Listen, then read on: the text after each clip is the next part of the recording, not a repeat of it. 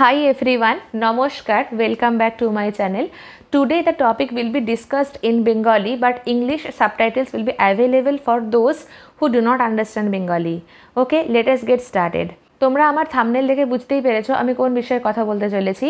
আজকে কিন্তু যে টপিকটা বিষয়ে আলোচনা করব সেটা ফ্রেশারদের জন্য একটা প্লাস পয়েন্ট এবং যারা অনেক বছরের এক্সপিরিয়েন্সড বা যদি বলতে পারি যে অনেক বছর আগে বিএড পাস করেছেন তাদের জন্য হয়তো একটু সমস্যাজনক হতে পারে। আমি সব কিছুই ডিটেলসে তোমাদের সাথে কথা বলে নেব। প্রথমে বলে নিই যে ফ্রেশারদের জন্য এটা কেন প্লাস পয়েন্ট, কারণ ডিএভি নতুন রিক্রুটমেন্ট ড্রাইভ শুরু করেছে 2024-এ এবং এই রিক্রুটমেন্টে তোমাদেরকে একটা পরীক্ষা দিতে হবে যেটা সিটেটের ফরম্যাটের সিটেটের মতো একটা পরীক্ষা। এই পরীক্ষায় বসতে হবে এবং এটা কোয়ালিফাইং নেচার, 3 বছর এর ভ্যালিডিটি থাকবে। মানে তুমি যদি এবছরে পাশ করো তুমি আরও 3 বছর নানান ডিএভি স্কুলে অ্যাপ্লাই করতে পারবে এবং এই পরীক্ষাটা ফর্ম ফিল আপ করার পর নানান ডিএভি স্কুলেই অ্যারেঞ্জ করা হবে। তাই মানে তোমার বাড়ির কাছে যেখানে যে ডিএভি স্কুল রয়েছে সেখানেই হয়তো সিট পড়তে পারে অথবা আশেপাশে যে কোনো ডিএভি স্কুলেই সিট পড়বে, তোমাকে গিয়ে পরীক্ষা দিতে হবে। কম্পিউটার বেসড টেস্ট, এই সিবিটি যদি তুমি পাস করো তবে তুমি নানান ডিএভি স্কুলে কিন্তু নেক্সট যে ইন্টারভিউ থাকে, ডেমো প্রসেস থাকে, সেখানে গিয়ে তুমি অ্যাপিয়ার করতে পারবে, না হলে পারবে না। এবার বলি এখানে ফ্রেশারদের জন্য কেন প্লাস পয়েন্ট, কারণ তুমি যদি ফ্রেশার হিসেবে এই পরীক্ষাটা পাস করে যাও সেখানে একজন এক্সপিরিয়েন্সড হয়তো এলেন যার এটা কোয়ালিফাই করা নেই, তাহলে তোমার অবশ্যই একটা ধাপ তুমি এগিয়ে থাকলে কম্পিটিশানে, কারণ যেহেতু এটা ডিএভি নিজস্ব পরীক্ষা এবং ডিএভি পেডাগজিক্যাল স্কিলসের উপরে ভীষণ গুরুত্ব দেয়, সেখানে তুমি পেডাগজিক্যাল স্কিলসে পাস করেছো অ্যাজ আ ফ্রেশার, অবশ্যই তোমার একটা প্লাস পয়েন্ট থাকবে। তো যারা ফ্রেশার হিসেবে ভালো চাকরি পাচ্ছ না বা ভালো মাইনের চাকরি পাচ্ছ না, এটা কিন্তু তাদের জন্য একটা বড় অপরচুনিটি বলে আমার পার্সোনালি মনে হয়েছে।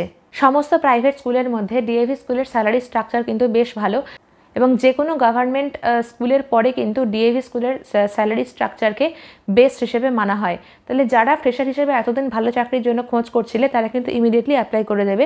কিভাবে অ্যাপ্লাই করতে হবে আমি তোমাকে ভিডিওর শেষের দিকে আসছি, পরে বলছি। আচ্ছা, যারা অলরেডি এক্সপিরিয়েন্সড এবং অনেক বছর আগে পাশ করেছেন বিএড, ধরুন 10-15 কি তারও বেশি, তাদের জন্য নতুন করে আবার পড়াশোনা করে প্রিপেয়ার হয়ে এনপি 2020 পেডাগজিক্যাল স্কিলসকে আয়ত্ত করে পরীক্ষা দিয়ে পাশ করতে হয়তো একটু কষ্ট হওয়ার কথা, সেখানে আপনাদেরকে রীতিমতো পরিশ্রম করতে হবে। তাই জন্যই প্রথমেই আমি বললাম যে ফ্রেশারদের জন্য এটা অনেকটা ইজি তুলনামূলকভাবে যারা অলরেডি আগে পাস করেছেন, এক্সপিরিয়েন্স রয়েছেন তাদের ক্ষেত্রে। এবং অবশ্যই যারা এক্সপিরিয়েন্স রয়েছেন তারা যেহেতু ক্লাসে পড়াচ্ছেন, সেখানে ক্লাসে পড়াতে পড়াতে আপনার পেডাগজিক্যাল স্কিলস একজন ফ্রেশারের থেকে হয়তো বেশি ভালো হবে, কিন্তু পড়াশোনা ধরুন নানান রকম একটা পরীক্ষা মানে একটা পেডাগজিক্যাল স্কিলসের এক্সাম মানে এই কত সালে কোন এডুকেশন পলিসি এসেছে, সেই পলিসির কোন কোন টপিকে ফোকাস করেছে, সেই বিষয়গুলো নিয়ে আপনাকে তৈরি হতে হবে, যেটা একজন বিএড যখন রিসেন্টলি পাস করে আসছে তার পক্ষে কিন্তু জানাটা সহজ, কারণ সে সদ্য পাস করেছে, সদ্য পরীক্ষা দিয়ে এসেছে। যাই হোক, আর এই বিষয়ে কথা না বাড়িয়ে আমি তাহলে চলে যাচ্ছি কিভাবে অ্যাপ্লিকেশন প্রসিডিওর করা যাবে, কিভাবে অ্যাপ্লাই করবে তার উপরে।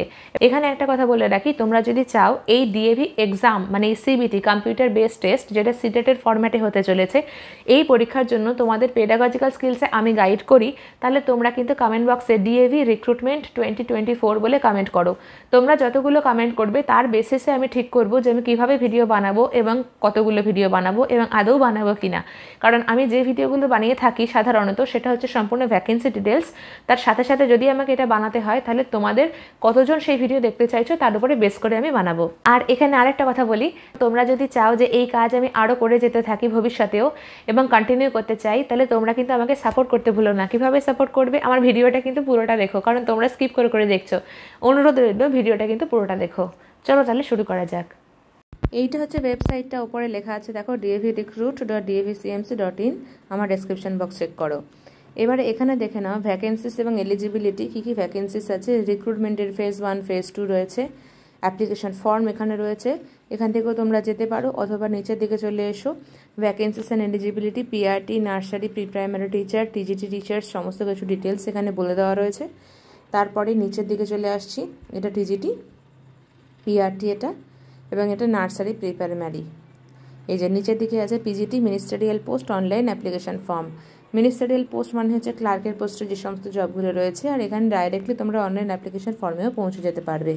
চলো আমি টিজিটিটা খুলে তোমাদের দেখিয়ে দিচ্ছি। এটা টিজিটির পেজটা, এখানে বলা রয়েছে freshers above 35 years of age আর নট এলিজেবল। এছাড়া কোয়ালিফিকেশানস এবং ফিজিক্যাল এডুকেশনের ব্যাপারে ডিটেলস বলা রয়েছে। এখানে subject wise form fill up, আমি টিজিটি ম্যাথসে চলে যাচ্ছি, তোমরা বাকিগুলো খুলে দেখে নিতে পারবে। চলো এখানে ক্লিক হিয়ারে এলিজিবিলিটি, কী এলিজিবিলিটি রয়েছে সেটা বলে দেওয়া রয়েছে। আমি অ্যাপ্লাই নাওতে ক্লিক করব। এবারে খুললো রেজিস্ট্রেশনের পেজ, টাইটেল দিতে হবে, ফুল নাম আপডেট করতে হবে, মোবাইল নাম্বার, মেল আইডি দিতে হবে, আর এখানে ইনস্ট্রাকশনসগুলো দেওয়া রয়েছে। তোমরা যদি দুটোর বেশি অ্যাপ্লাই করতে চাও তোমাদের কিন্তু মোবাইল নাম্বার আলাদা আলাদা দিতে হবে, মেল আইডি এক রাখতে পারবে। এই সমস্ত ইনস্ট্রাকশনসগুলো দিয়ে দেওয়া রয়েছে, তোমরা দেখে নাও। কোন কোন ডকুমেন্ট আপডেট করতে হবে সেটা নিয়ে বসো তোমরা। ফটোগ্রাফ লাগবে, 10-এর সার্টিফিকেট, ক্লাস 12-এর certificate, graduation, post graduation, professional degree মানে বিএড, এবং সিটেটের ফর্মও লাগবে, সিগনেচারও লাগবে। তাহলে সব কিছু তোমরা কিন্তু রেডি করে তবে ফর্ম ফিল আপ করতে বসো।